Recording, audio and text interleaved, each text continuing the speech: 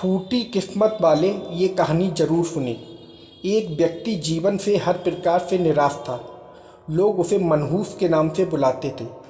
एक ज्ञानी पंडित ने उसे बताया कि तेरा भाग्य फला पर्वत पर सोया हुआ है, तू उसे जाकर जगा ले तो भाग्य तेरे साथ हो जाएगा।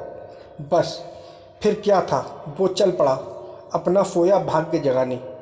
रास्ते में जंगल पड़ा तो एक शेर उसे खाने को लपका। वो बोला, भाई मुझे मत खाओ, मैं अपना सोया भाग्य जगाने जा रहा हूँ। शेर ने कहा कि तुम्हारा भाग्य जाग जाए तो मेरी एक समस्या है, उसका समाधान पूछते लाना। मेरी समस्या ये है कि मैं कितना भी खाऊं, मेरा पेट भरता ही नहीं। हर समय पेट भूख की ज्वाला से जलता रहता है। मनहूस ने कहा, ठीक है। आगे जाने पर एक किसान के घर उसने रात बिताई। बातों बातों में पता चलने पर कि वो अपना सोया भाग्य जगाने जा रहा है, किसान ने कहा कि मेरा भी एक सवाल है, अपने भाग्य से पूछकर उसका समाधान लेते आना। मेरे खेत में मैं कितनी भी मेहनत कर लूं, पैदावार अच्छी होती ही नहीं।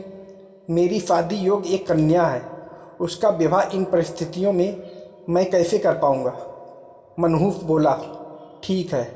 और आगे जाने पर वो एक राजा के घर मेहमान बना। रात्रि भोज के उपरांत राजा के ये जानने पर कि वो अपने भाग्य को जगाने जा रहा है, उससे कहा कि मेरी परेशानी का हल भी अपने भाग्य से पूछते आना। मेरी परेशानी ये है कि कितनी भी समझदारी से राज्य चलाऊं, मेरे राज्य में अराजकता का बोलबाला ही बना रहता है। मनहूस ने उससे भी कहा, ठीक है। अब तो पर्वत के पास पहुंच चुका था। वहां पर उसने अपने सोए भाग्य को झिझोड़ कर जगाया। उठो उठो, मैं तुम्हें जगाने आया हूँ। उसके भाग्य ने एक अंगड़ाई ली और उसके साथ चल दिया। उसका भाग्य बोला, अब मैं तुम्हारे साथ हरदम रहूँगा। अब वो मनहूस ना रह गया था, बल्कि भाग्यशाली व्यक्ति बन चुका था और अपने भाग्य की बदौलत वो सारे सवालों के जवाब जानता था। वापसी यात्रा में वो उसी राजा का मेहमान बना और राजा की परेशानी का हल बताते हुए वो बोला, चूँकि तुम एक स्त्री हो और पुरुष भेष में रहकर राजकाज संभालती हो, इसलिए राज्य में अराजकता का बोलबाला है। तुम किसी योग्य पुरुष के साथ विवाह कर लो, दोनों मिलकर राज्यभार संभालो तो तुम्हारे राज्य में शांति स्थापित हो जाएगी। रानी बोली, तुम ही मुझसे ब्याह कर लो और यहीं रह जाओ।